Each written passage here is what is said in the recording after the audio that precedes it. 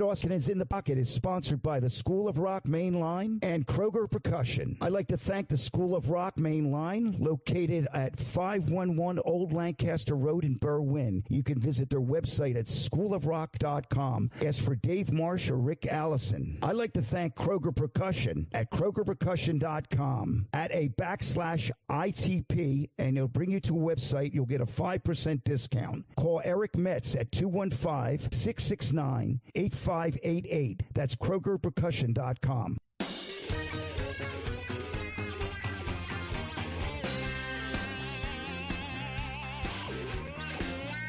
Hey, everybody. Welcome to the David Uosikkinen in the Pocket podcast. We're coming to you from the lovely Wayne Studios in Rebel Hill. I'm only kidding, but actually we are. So, I'm really excited about the podcast today. Freddie B's with me, of course. Yo. How you doing, Freddie? Everything good? Good. Yep. Yeah, good. Baby. Yeah, good to see you. Good to see you. Good to see you too. Yeah, man. And of course it's great to be here. We've been away for we did a few podcasts when we were on the road, but now we're back, and it's been a little over not quite 2 weeks since we've been back, and it feels good to be home and just getting back into it. And for our first podcast since coming back from Europe, I'm excited about today. I got my buddy, the legendary rockabilly rocker himself, horse aficionado, guitar aficionado, as colorful as hell. Will you please welcome the one and only Quentin Jones? Gentlemen, how are you? It's good to be here. What's up? My gosh, what a great day we've got going here already. Yeah, man. Yeah, baby. Hey, man, this is cool. Quentin, we've been doing this podcast for a couple of years now, and Freddie, recently joined up, helping me out, and I much appreciate it. And from playing together, doing the QDK gigs, and what we've been up to, maybe doing some sessions together. I always talked about bringing you on to talk about, what your background is, what you've done musically, and all the cool stuff that you're into.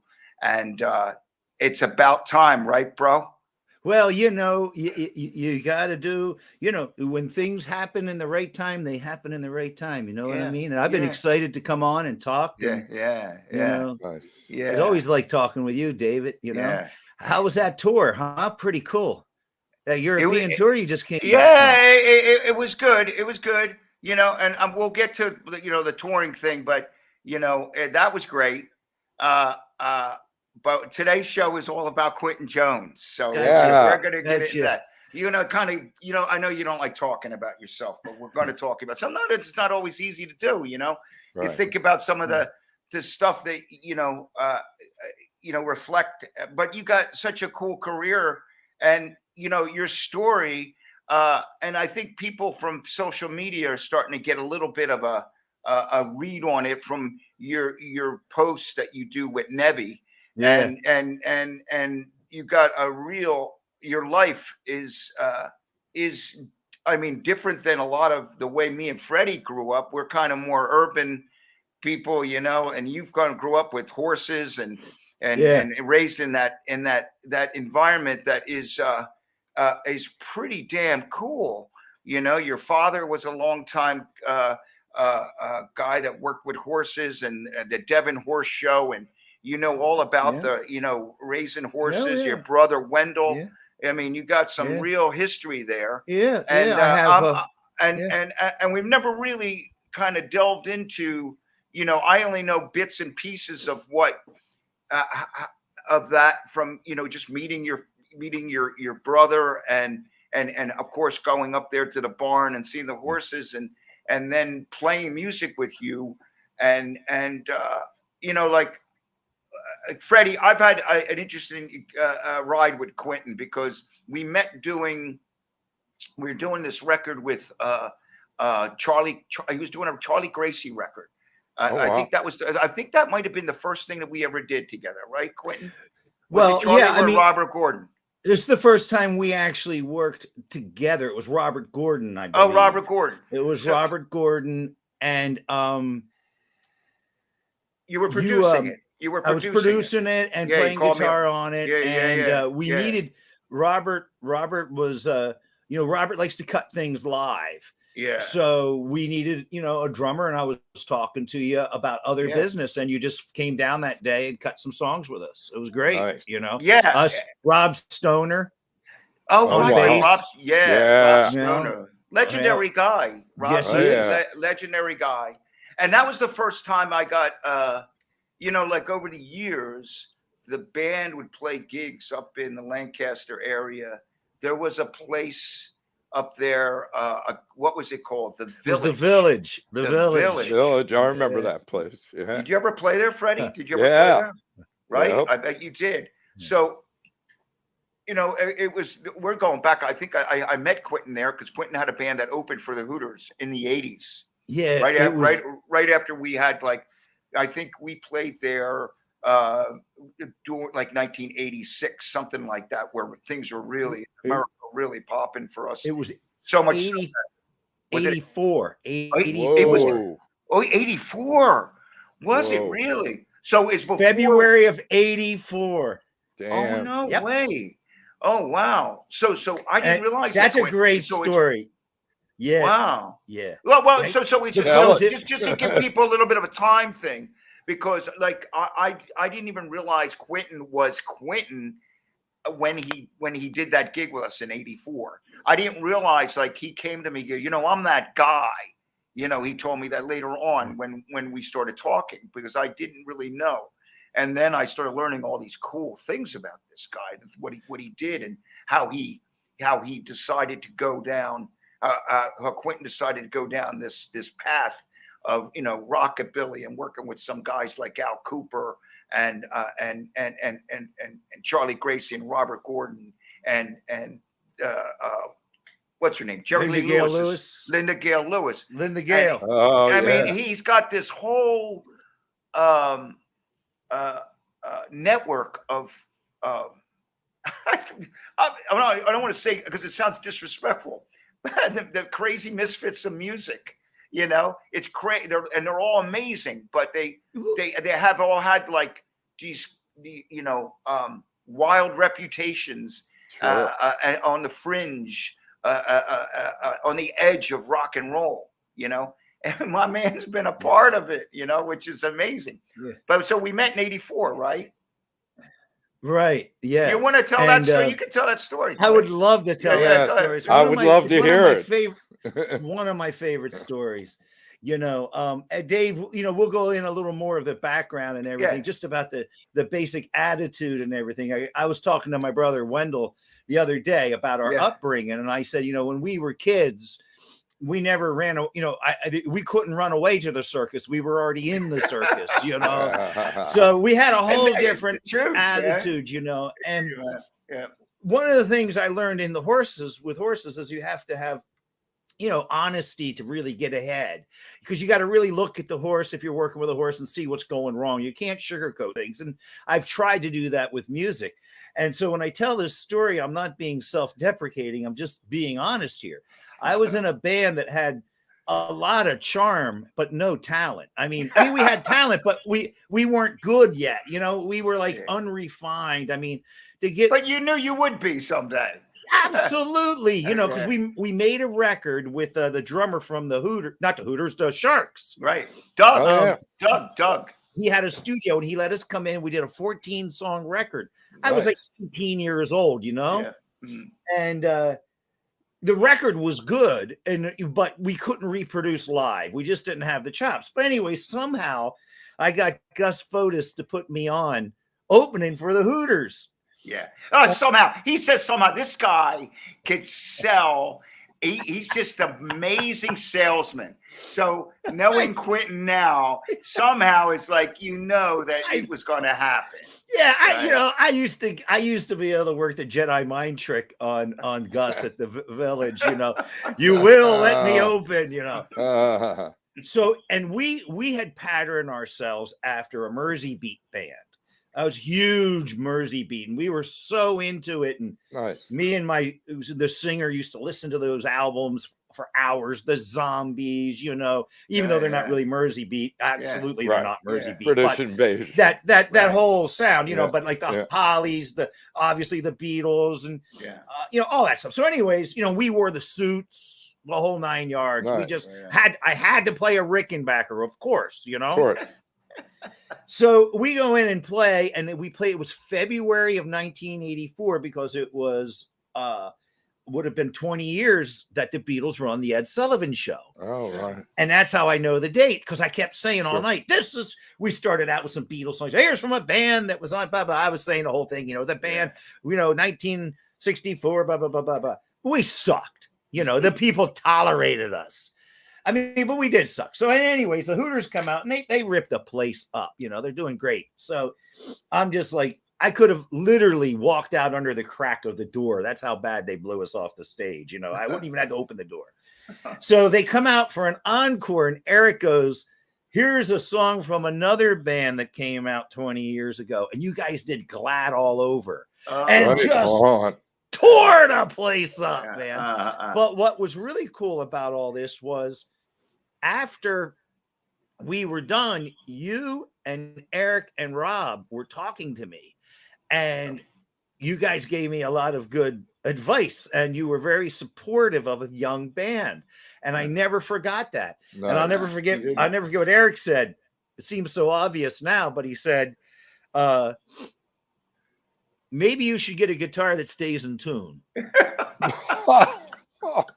And maybe you should get a tube amp. I had a son amp. He's like, maybe you should get a tube amp and get a guitar that stays in tune. Which in hindsight was the best advice you could give a guitar player, right? Right. Well, did you even know better then, though, right? I mean, I had to have a Rickenbacker John Lennon guitar, Right. Yeah. That was going to make us better, I mean, I was a kid, Yeah. How long did you that band that opened for the Hooters in '84? How did you because we met there. When you were doing that, were you still involved? Were you were you a full-time musician then? No. Or did you had like a day job back then and you were playing music? I grew up in the horse business. Yeah, right. And I had another brother named Bruce, and this is a real true. This is a real true. Yeah, this is a true story. Bruce was really into music. He was my older brother. Yeah. And, I used to listen to all the records that he had. He would always, explain the stuff to me. I'll never forget when McCartney came out. I would have been about 8 or 9 years old. And he explained to me that Paul McCartney played all the songs in a recording studio in his house, and it just totally blew me away. And that kind of shaped, I love that idea of recording. And he recorded all the instruments. Yeah.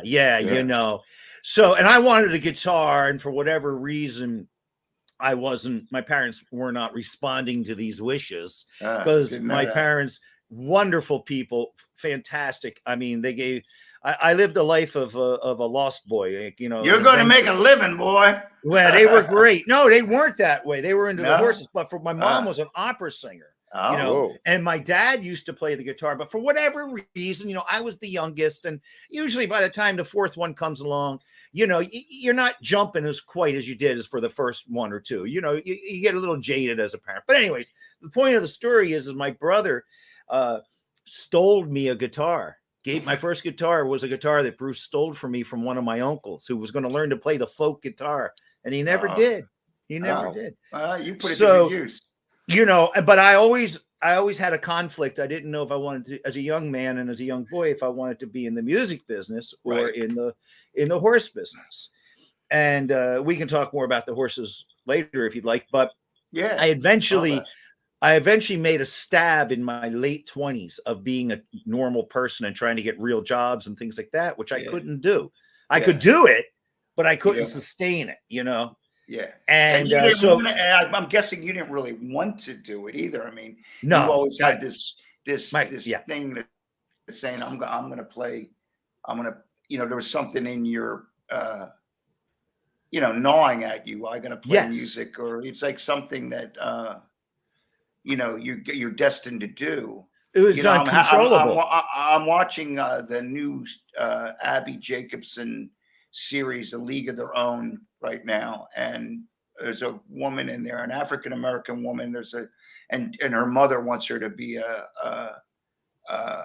she owns a salon and wants her to be a part of her salon.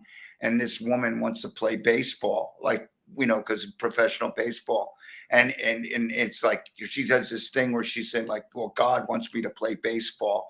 It's something that's telling her, it's pushing her no matter what. Everybody tells her, first of all, she's a woman and she's black and it's 1943. And she's like, wants to play baseball and nothing's going to stop her. It's like somebody playing music, like, like, okay, something tells me this is what I'm going to do. When I was a kid, and I mean a kid, like, under 10 years old, I didn't have any fantasies, and my dream was not to be a rock star as much as I loved the Beatles and the Stones and Hendrix and all that. I wanted to be, as a little guy, I wanted to be able to hang and play music with people like that. They were gods to me. And if I always thought if I could ever like just get any respect from those or even call them peers, that would be my top of the pyramid as far as money and fame and all that goes. That's very fleeting. And I learned that from Charlie Gracie and everything, but it was never about that. And what happened was I did some sales and I thought, well, what would be a good type of sales? I thought I'd be a stockbroker, So I got my stockbroker's license and I got an office and everything. Wow. And I was sitting there. It was a beautiful spring day. And I was sitting there and I was looking out the window and I thought, this sucks. I said, I'm not doing this. I'm not doing it. I said, I don't give a shit if I've got to. I'm sorry if I swear there. No, you can swear. You're good. I don't care if I have to sell cassettes at Sam Goody. I'm going to be in the music business. So I packed up my briefcase. I walked out and I never went back. Wow. And I started just doing a duo with a friend. We called ourselves The Unemployed. Yeah. And we were playing about 20 to 28 times a month at every corner dive bar we could get to, just me on guitar and him singing. And that taught me how to actually be a musician. So for the longest time, you did the band thing, because when I met you, you were a guitar player, had this crazy cool band, the Reach Around Rodeo Clowns, which I didn't. I don't know if I mentioned it. I did it when I posted and promoted it, but you had this really cool alternative band. You got to call it alt band. Psychobilly rock. I got a whole thing. It was kind of hard to really even define what you were, but you got some cool stuff that Stephen King was a fan, King of the Race, the slot car track. Yep. But you were doing the band thing, but when I met you, you already had work with Al Cooper, and you were good friends, not only producing Charlie and Robert, but I can tell you had a relationship with these people. Like you were buddies with them. That was the coolest thing. Like it just seemed like, how did that come about? How did you? Interesting. That's a great story. So the Reach Around Rodeo Clowns started out, I told you about The Unemployed, right? And it was a little duo I had, and I was making money. And the singer in the band had a substance abuse problem, and he was unreliable, and I loved him to death. But I decided I was going to do a solo, and I was going to do a rockabilly show. I was going to call myself the Rockabilly Kid. And one day I had a sequencer, and so I was going to program the drums and the bass. It was going to be a one-man show, Yeah. And I was at home practicing it, and Wendell had stopped over, and he just started singing, and he was singing like some Eddie Cochran and stuff. Yeah. And Wendell has a really baritone voice with great character, and I don't like singing necessarily. So I thought, all right, we'll do a duo with my brother, because now I have someone who's reliable. Yeah. And we called ourselves the Rockabilly Brothers, and it was cheesy as hell. Wow. But we slowly started to morph, and we brought in live people. And our bass player was a guy that escaped communist Poland as a teenager. Yeah, Whoa. man. Yeah, and Dave Ferreira on drums. Great drummer. Yeah, Great drummer. He plays Freddie. I don't know if you know Dave Ferreira, but he plays. I know who he is. He plays with Herman's Hermits. Yeah, I know. Great drummer. I don't know him personally. Great and drummer. He he had that drive. And when Dave got in the band, we stopped. We weren't nowhere close to quote unquote rockabilly. So we decided to change our name, and my brother came up with the name, the Reach Around Rodeo Clowns, and we just kept laughing about it. It was a joke. And then we thought, it's a great name because we didn't want to be too serious. No, I mean, we were serious about our music, but not about ourselves. Yeah. So anyways, long story short, we got harder, rougher, we got experimental, and I had met Richard Goddard. Oh, wow. And Richard Goddard. How did you meet Richard Goddard? Because the bass player and I had opened a studio in the early 90s called Sound Cage here in Lancaster. And it was for the day and in the area, it was a nice studio. We had, nice, we had 24 track and all that stuff. So we were going to produce this singer, and he had a very baritone voice. And I thought, it would be good if I could get Richard Goddard. And somehow I had met Goddard through another guy years ago, just like, we had a conversation, and then I wasn't able, it was a good enough conversation that, he gave me his number, and I was able to call him without being, unsolicited. So I called him, and he was like, yeah, you called and he answered. Yeah. Hello. How you doing, Quentin? And I was telling him about this singer, and he said, well, yeah, I'll be interested in it. And I hung up the phone. And then I thought, well, wait a minute. If he produced Robert Gordon, and I thought this guy kind of sounded like Robert Gordon, I was like, well, why don't I just see if I could get Robert Gordon?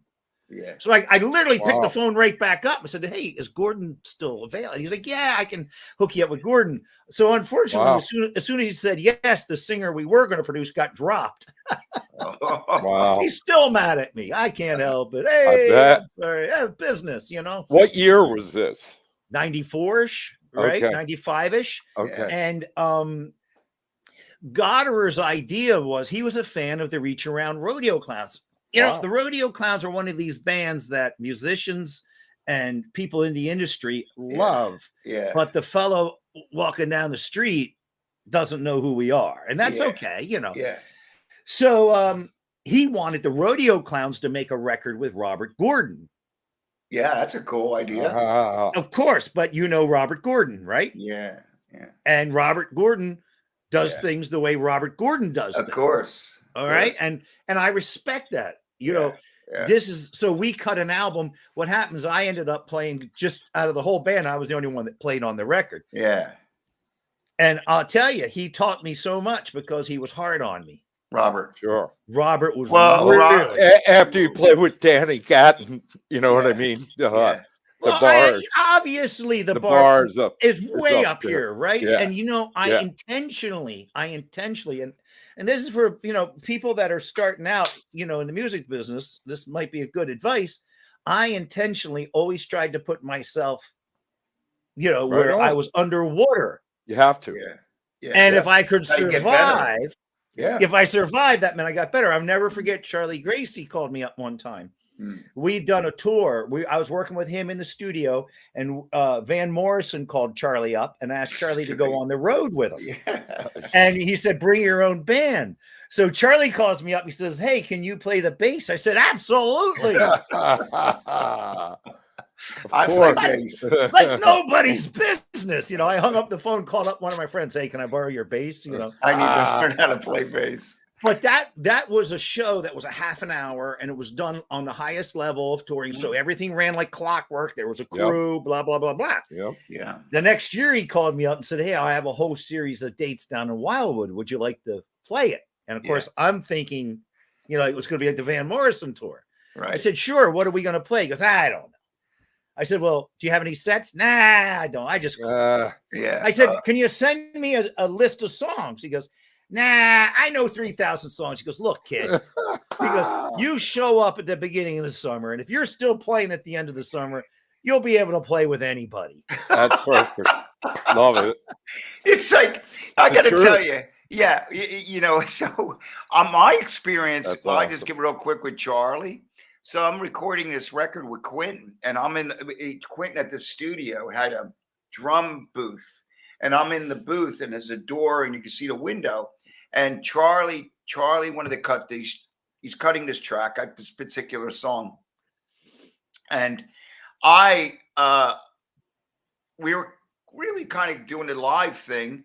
I think there was a click, but I remember thinking I could just watch his hands and figure out where he is. Well, Charlie, when he plays, he does this thing where you can't. It's almost like he's fucking with you or something. His hands look just like that. Yeah, that's the chord. Like, where's he going here? Where's he going with that? But it worked out. I mean, but I remember thinking, wow, okay, I'm on my own. I'm on my own here, man. It ended up being cool, really cool, and he's amazing. But he was an interesting cat to work with, and so you got through the summer. Yeah, what was amazing is the setup. First of all, it was a bar. It was a bar, corner, Wildwood, sticky, sweaty, by the ocean bar, and the stage was set so where Charlie had me and then the drummer and then a speaker and then Charlie. So I could not see him. And like Dave says, when you do see him, he's got these weird voicings, and so I could barely hear his guitar. Yeah. And what I had to teach myself to do is listen to the vocal. Yeah. And follow the melody. Right. And that taught me. Yeah. And I was great. Yeah. I was embarrassed many a night before I got the hang of it. Yeah. I think you sent some tracks. I think we have you sent something from the Reach Around Roadie Clowns. Correct, Mundo? Well, the track that I have, he has a Gracie track, a couple Gordon tracks, and a Clowns track. Do we have that? Do we have that Reach Around Rodeo Clown track? Was it? Did you? King of the Slot Car track. King of the Slot Car track, which I was talking about. Love it. Can we play this, baby? Do you want to play it and then me to tell you? We're gonna play.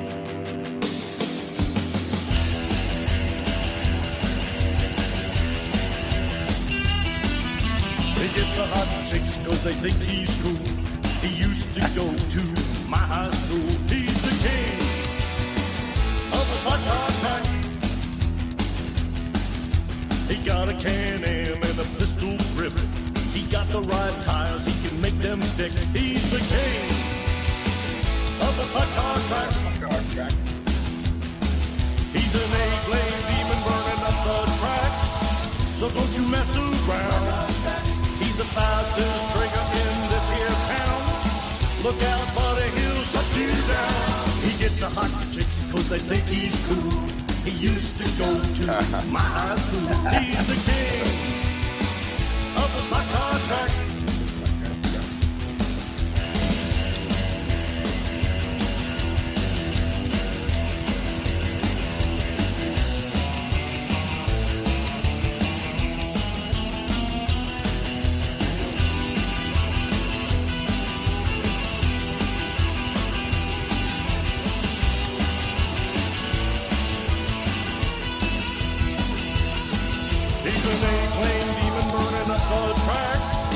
So don't you mess around. He's the fastest trigger in this here town. Look out, buddy, he'll shut you down. I heard the news, the king is gone. He got blown up by the VX. He was the king of the slot car track. Now I'm the king of the slot car track. Yeah, I'm the king of the slot car track. Yes, I'm the king of the slot car track. Oh man! Yeah, Thank you. Rocking. that's great. Now, was that recorded at your studio? Yeah. I produced it and engineered it. Yeah, I had a 2-inch 24 track old MCI machine that I mixed it all. Nice. Yeah. Now you see, the thing with the Clowns, the whole purpose of the Rodeo Clowns, there's a lot of history to the band. It's good. We did a 20-song album that was connected to a comic book that was illustrated by Jim Smith from the Ren and Stimpy show, the co-creator of Ren and Stimpy. And, you know, we had all this stuff that was going on in the clowns. And like I said, in the industry, it got all kinds of attention. Yeah. But what we purposely did is we would misdirect. Even the names of misdirection, like that song, King of the Slot Car Track. When you first hear it, he gets the hot chicks because they think he's cool. And it sounds just like, you know, a little little ditty. But the song has a real deep, true meaning to it. Absolutely. When I was a boy, that song is written from 8-year-old Quentin's perspective. It's not a grown man's perspective. It's my childhood perspective. And we used to go to the slot car track. Yeah. Where my parents would drop us off. And I was the youngest, so I was always like jerking around and everything. My brothers were a little more serious about it. But one thing I do remember is you didn't go in there and misbehave. And there were guys there in uniform that were on their way to Vietnam. Yep. And there actually was a boy that was very famous. He was in the magazine, slot car magazines, that got killed in an explosion in Vietnam. Wow. So the song is an anti-war song. Yep. It is a dead serious song about a young man who's popular and goes overseas and gets killed in the war. Wow. So, I mean, we did that on a lot of our songs, you know, and some of them we did with a little twinkle in the eye. Like we had a song called She Sure Sucks a Lot.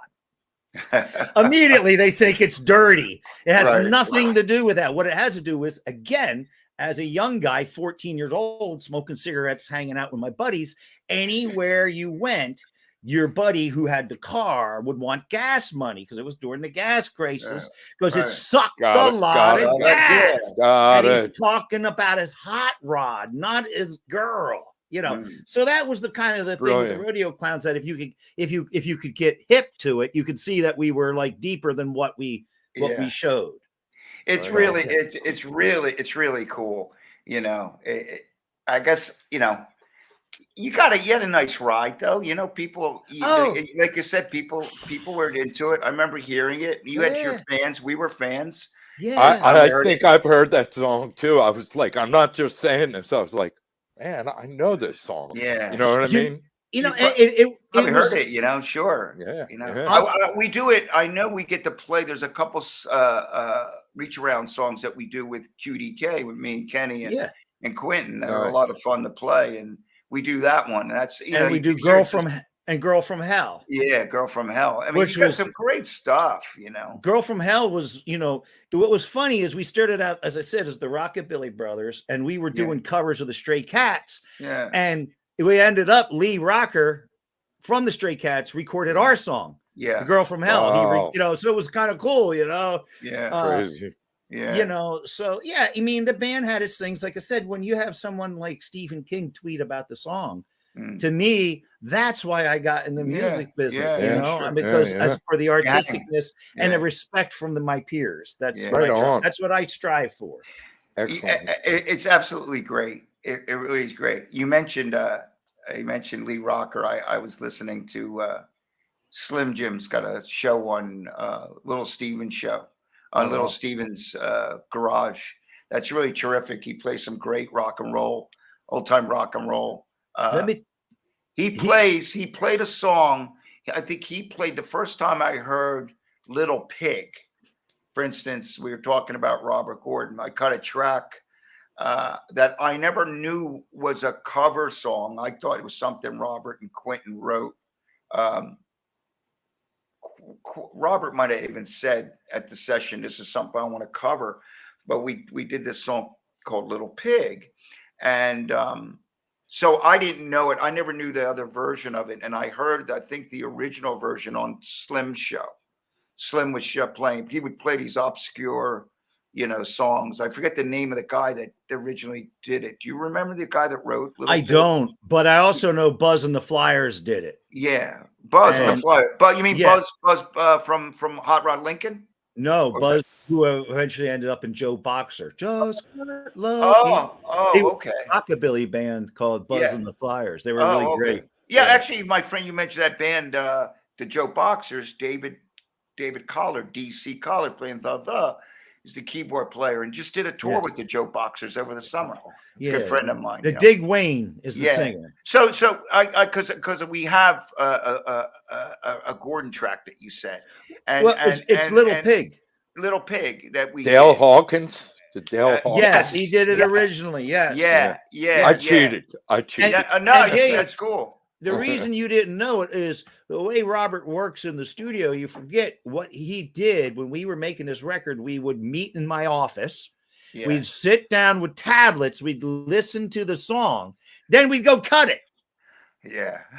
We'd do 3 a day like that, you know? Awesome. And we'd sit, me, you, Stoner, and Robert. Verse, chorus, verse. How's it starting? How's it ending? Right. And the other thing with Robert is all Robert's scratch vocals were keepers. Really? Wow. Yeah. That's impressive. Yeah. How did you so you mentioned you through Goddard you hooked up with Robert. Yeah. Robert, I know, we don't have to go into it. You guys have had an interesting relationship over the years playing music together. Robert can be tough on you say tough on you, but listen, you hear King of the Slot Car track and your guitar playing is like over the top great, Right. And no one plays like you, Quentin. You have a great style, and anybody that comes to see Quentin play, I'm excited. Freddie, Quentin played with us the day before we left on tour with ITP, and then Quentin's playing when we played the Ardmore Music Hall on October 1st. Quentin's part in the crew. He'll be playing with us then as well. And I think maybe that we have a couple gigs coming up in October, and he's joining us, which is super cool. And I'm really happy to have him part of it because he's such it's like so different. He comes out and it's like, the Link Rays of the world that were like combined showman, performance oriented rock and roll. He really does that thing that I think, Quentin, you're really great at. Thank you. There was a show we did at the Lancaster Roots and Blues, not this previous one you did with Liberty, but the one before we played. And I remember playing with him and thinking, man, the audience were just so into him. It was so great, man. We had a great show then. Standing behind Charlie Gracie all those years, you learned something. Charlie made Van Morrison change his set. Really? Yeah, Van wasn't going to play any of the hit songs, Now, Van personally asked Charlie to do the tour. And Van was only going to do stuff from the new album. Yeah. And the second night, he watched Charlie play. And Charlie only had a half an hour. And at the end of Charlie's set, it was a standing ovation. Really? Wow. The next night, Van Morrison came out with Domino and Jackie Wilson and Moon Dance and all of them. Play the hits, man. Yeah. Well, people, look, I just did a tour. You play the hits. People pay the bucks. They want to hear the hits. You know what I mean? So, can we listen? We don't have a lot of time. I want to play a little bit of Little Pigs here a little bit of the Robert Gordon thing. This is a wacky track. I remember when I was cutting it, Fred, I was thinking, what would Keltner do here? So I went after like a little village kind of thing. Okay. Yeah. Check it out. You got that? Oh, by my chin. Well, I'm a wolf and I want to come in. Oh, by my chin. Yeah, I'm a wolf and I want to come in. Well, I huff and I puff and I huff and I puff and I blow your house in. Yeah, I huff and I puff and I huff and I puff and I blow your house in. Well, you can build it a brick, build it a stone. Look, little gal, I won't leave you alone. Well, I'm gonna get you, just wait and see. Look, little pig, you belong to me. Oh, by my chin. Yeah, I'm a wolf and I wanna come in. Oh, by my chin. Yeah, I'm a wolf and I wanna come in. Well, I huff and I puff and I huff and I puff and I blow your house in. Well, I huff and I puff and I huff and I puff and I blow your house in.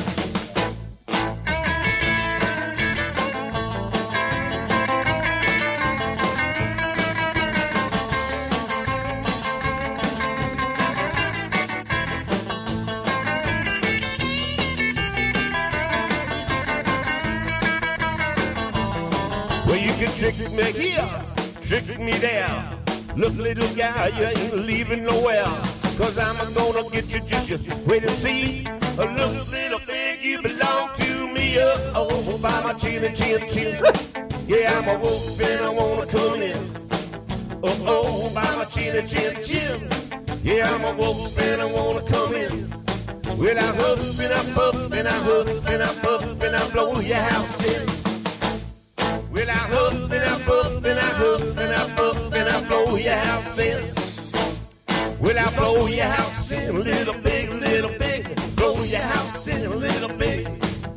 Blow your house in, little pig, blow your house in, little pig.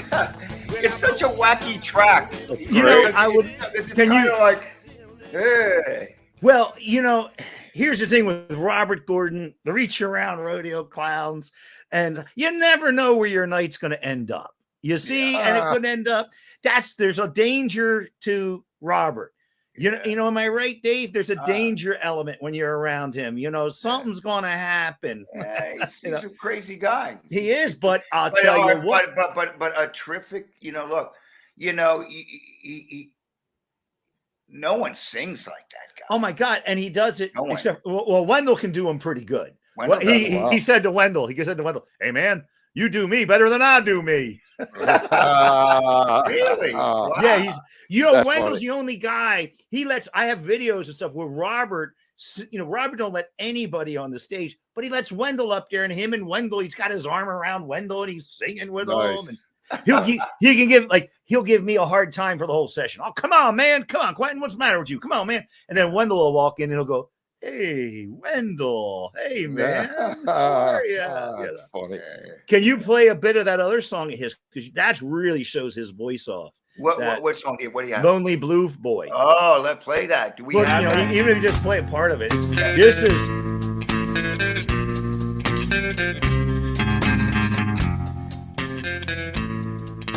Yeah. Listen to this. Should be trouble. My name should be woe. For trouble and heartache is all that I know. Yes, lonely blue boy is my name. My life has been empty. My heart has been torn. It must have been raining the night I was born. Yes,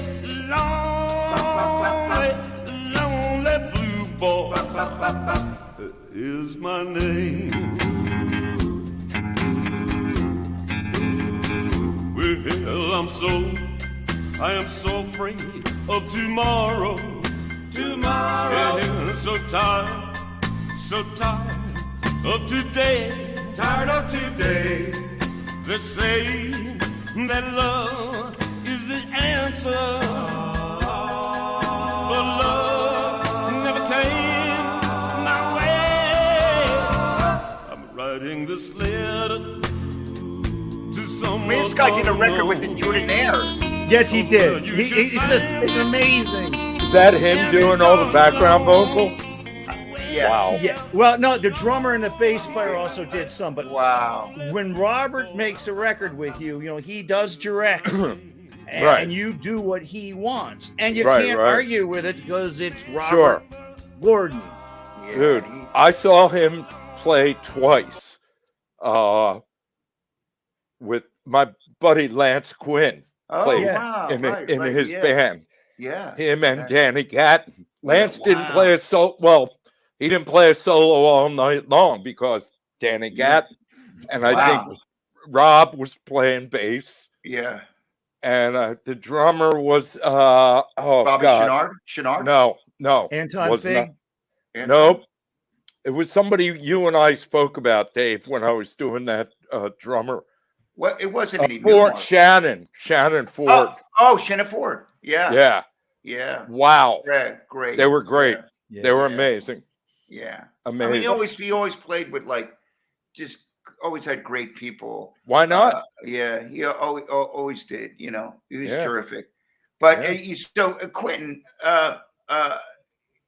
you've been producing and doing things, and you're writing, and you're busy between your taking care of your horse, working on music, you're teaching, you got your hands in a bunch of stuff. Mhm. The QDK thing that has been fun. You did a great gig. Tell me about you got this cool thing going on with Daryl Davis. Yeah, so wow. listen, we got Daryl Davis, and he is an amazing boogie woogie piano player. He came out and saw Dave, Kenny, and I backing up Linda Gale Lewis in Washington. That's what I want to chat with about Linda Gale. And he had a job he got a gig up here in Lancaster, and he asked the promoter to hire QDK for his backing band. He requested them. Now Dave was in Europe. With his other band. He's with his, QDK. So we're fortunate that Dave's sub is Liberty DeVito. Yeah. I remember seeing something about that. Yeah. So that's great. That's awesome. Liberty and I met Liberty through, what's the guy's name that was on Parlophone Records? Billy J. Kramer. I met him through Billy J. Kramer. Okay. Because I was talking to Billy J. Kramer about doing a record, and then Liberty and I got to talking. And anyhow, he's amazing. And QDK is playing with him in Lancaster on December 10th. Yeah. At Zootropolis. Yeah. And QDK, for those in Lancaster area, if you want to come, we play this great little bar called the Dirty Old Tavern. We're playing there on September 10th and Thanksgiving Eve. It's a throwback bar. You come in there and we're loud and it's sweaty and there's people and they're having fun and they're drinking and they're running around and they're enjoying themselves, Nice. Yeah. Well, Quentin, when anybody comes to see you, the crowd's into it. You make sure they get into it. It's we want people to have fun. Very funny. Yeah. It's like you have a good time with the audience. It's really a very cool thing. We didn't really talk a lot. We mentioned Charlie doing the tour with Charlie Gracie. Yeah. But you were involved with doing some production with him, with Al Cooper. Yeah. And things like that. That all came about because of Tommy Conwell. No shit. Yeah. You work with Tommy too, did you? Yeah, I did 2 albums with Tommy. Well, Freddie. Freddie. We spoke about that. We spoke about that before. Yeah, there we go. Yeah, Little Kings. We're all connected. Yeah, we are. Let me tell you something. Tommy Conwell he's a permanent member of No One Fucks with Tommy Club, run by me, because he's a Tommy's good person. And he is. when I was having a really bad time, he reached out to me. And Tommy, and we are connected because Tommy was in Rocket 88. And I was the last guitar player for Rocket 88. So I have that connection with Tommy too. But anyways, I was working on Tommy's album, and he said, you got it. Robert Gordon had covered a Charlie Gracie song, and Tommy's like, you got to meet the real guy. That he said, this guy's amazing. So Tommy hooked me up with Charlie Gracie. I did an album with him out of my own studio around the same time as the Lonely Blue Boys stuff. It was in the late 90s, early 2000s. And we were playing in New York City with Charlie. Now, here's the amazing thing. People came out of the woodwork, like Graham Nash. He volunteered to sing backing vocals for us. All these people love Charlie. So anyways, I'm in New York City. We're playing the rodeo bar, and Jody Klein comes out. Now, his father managed bands. You might know, like the Beatles, Stones. You ever heard? And he owns the rights to all those, like the British invasion bands and so many different things. Well, Jody is the son, and Abco Records had came out, and they were getting ready to release a greatest hits package of Charlie Gracie because they had purchased the catalog of Cameo. That's owned by Abco Records. Right.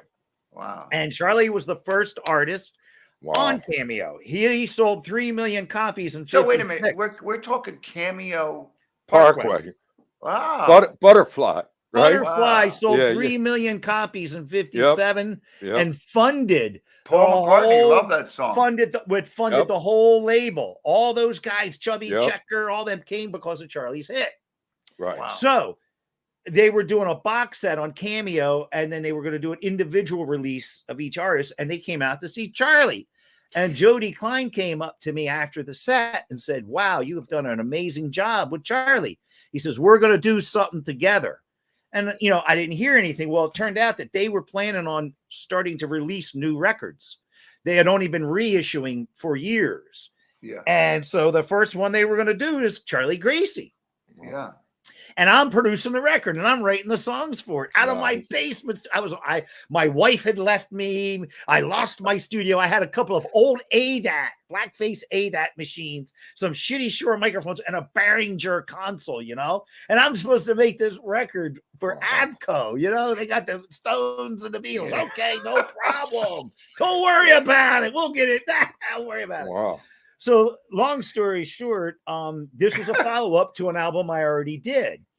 And we started making the record, and Al Cooper found out about it. And Al Cooper contacts me, says, hey, if you need any keyboard tracks, Al played on a couple of songs, just a couple songs. Like a Rolling Stone. Like a Rolling Exactly. Stone. Yeah. And, he snuck on that. Well, he story, told me man. the real story on that, Yeah, and I can tell you. But anyways. Yeah, no, we know about him hiding in that room, and they said, okay, he wanted to play guitar, but then... And there was Robbie, the guitar player from the band, Robbie Robinson. Rob was Robinson. there. And he's like, I am not getting my guitar out in front of Robbie Robinson. And I met Robbie Robinson one night at a Charlie Gracie show.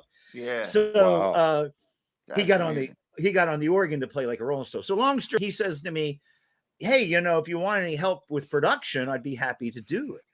Wow. He only produced Leonard Skinner's first 4 albums. I would be a fool. I'd be stupid not to say yes. So I got demoted to co-producer, which I learned. You were my fine. God, I learned so much in that because it meant hours and hours of talking to Al Cooper. Yeah. I'd have gladly paid you to do that, right? Yeah, right.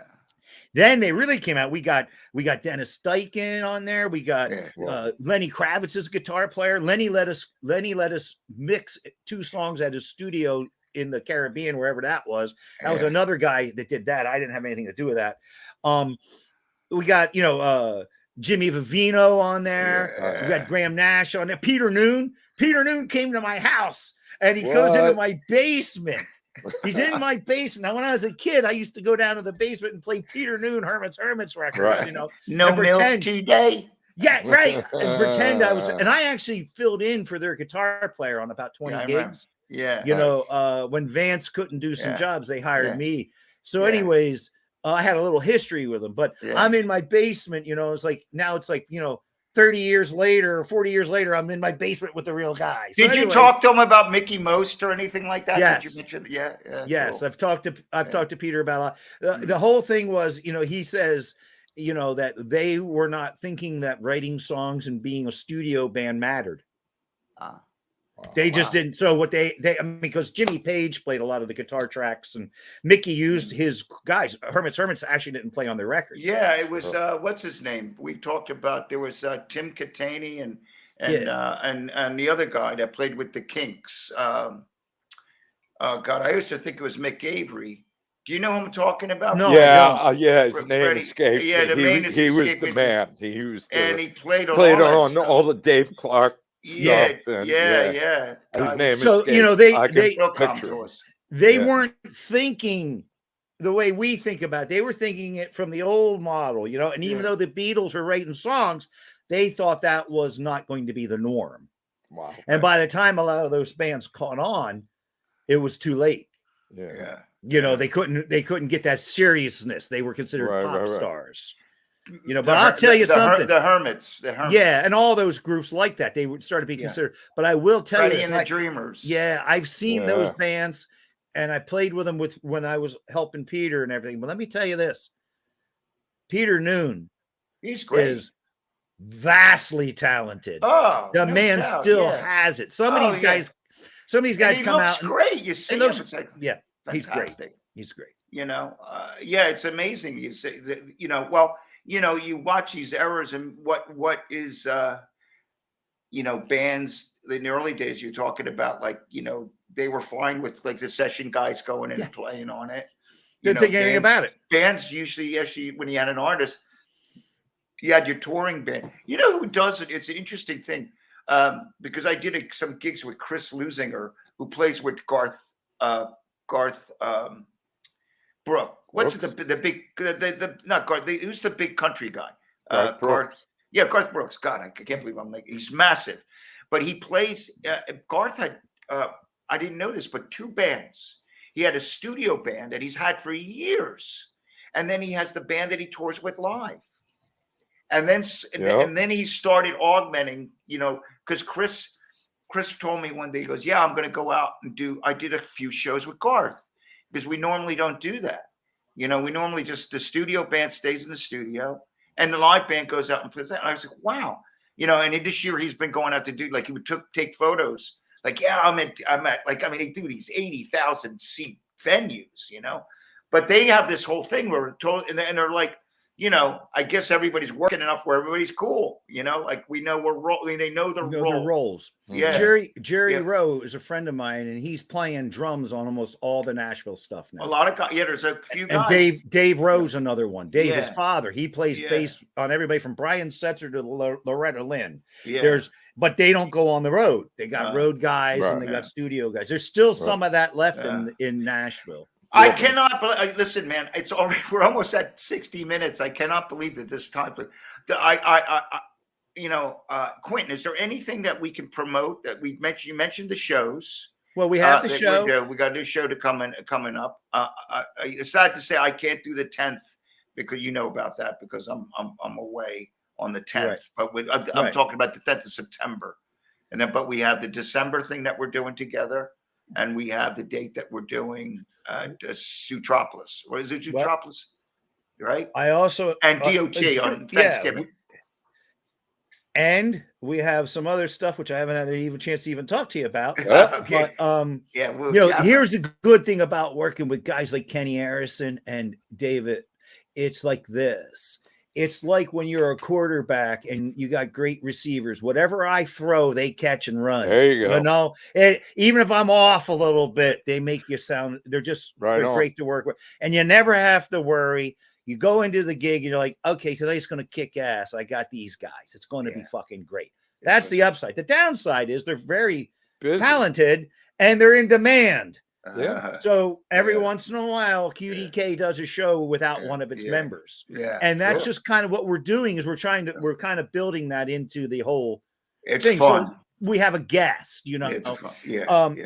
We are recording. I am planning on trying to get a 45 out. I'm thinking, so we have QDK's been recording some stuff off and on over at Elm Street Studios. Amazing studio. We know that. Fred and I know it well. We know that place. Oh, what an amazing studio. Yeah. Freddie cuts more drums than anybody there. I don't. Stop it. I wish I could figure out how to get a job there, even if I was like changing the water bottles. But anyways, we'll hook you up. Okay, so I don't know if I'll say it anyways. So I already have 2 places. I have a place in Phoenixville and a place in Lancaster. And I won't mention their names because these aren't solid yet. Okay. But we are negotiating for this spring. Oh, cool. And you need to call me, Dave. I will call you. QDK Rock and Roll Review, which we would have Daryl Davis playing. And Annabella Lynn from Bow Wow Wow. Wow. I want candy. And and that's another band, that's what everybody knows. But their stuff is all that jungle beat stuff. Yeah, that's amazing. Yeah. I mean, I don't know what that guy was doing on the drums, but she's been somebody I've been wanting to work with for a while. I think she's amazing. Maybe one of these days I want to do the double drummer thing with this guy, right? Yeah, man. Freddie. Yes. Freddie. Do it. We do the jungle beat thing with Freddie. Yeah, Burundi, like Adam might need that because they got. I know they got 2 drummers on that. Yeah. And that would be really cool. Yeah. So, and that's what I think everybody in the QDK. The other great thing is, I look at these guys. They're almost, they treat me like my brothers, older brothers, Dave and Kenny. They do. They're 'Cause great. we're older than you. Yes, but you also treat me like I'm the younger brother sometimes, and I love it because I There had you older go. brothers, including with the teasing and everything else, which is great. We man. love them. It's We love great. them. It's Awesome. great. I see why. We fucking love them. I love Anyway. Kenny. When Kenny gets grumpy, I tease him. Hey, he's going to see this. He's going, I never get grumpy. Oh, he knows what I'm talking about. He's amazing. Kenny, And, he's a great bass player. He's amazing. Yeah, Hey, yeah. well, listen, we're coming to our Quentin. You're going to come back and join us some other time. If you have to, we'll have to talk about Yeah. the horses. Yeah, we talked about that. We didn't get into Part Nevi, two. but Nevi, but follow. If people want to follow you, Quentin, where do they follow you and see your? Well, you can videos? find me on Facebook at Quentin Jones, or you can find Quentin Jones Guitar on Facebook, and you can also go to my Nice. website, QuentinJonesGuitar.com, Yeah, Quentin, yeah. and QDKmusic.com. Yeah, Yeah, you man. will not. You won't be So- disappointed. We It have was- a lot of fun. Yeah, you certainly do. And Freddie, it was lovely seeing you, buddy. Always same Good. here. Yeah, Hey. it feels good. Even though I saw you a couple times when in Europe, it feels for some reason it feels different because you're not Different. too far down the street. It's Right. Right. good. And Quentin, guys, pleasure. gentlemen, thank you so much for having me on Oh, the you show. kidding me? Oh. Yeah, I Had a hope you blast. had It fun. flew Quentin. by. Love you. I love, man. Yep. I love you Yep. too, man. All right. I want to thank everybody. I want to thank our sponsors. I want to thank the School of Rock. I want to thank Dave Marsh. I want to thank Rick Allison. I want to thank our producers there, Jim Grosso, and everybody there at Wildfire Podcasting. We can't do this without them. And Jimmy, I got to give you a call a little bit later, talk about this weekend. If you still want to come and do something there at Cape May, we'll chat about that. And if not, we won't, but we'll talk. All right, guys. Listen, We'll man, see you. for everybody, we'll see ya. We're saying goodbye from In the Pocket. Ciao. See ya. Peace. October Mac and 1st. Bean. Ardmore October- Music Hall. There we go. October Yeah, 1st, good one. ITP. Yes. See you, buddy. Take See care. ya.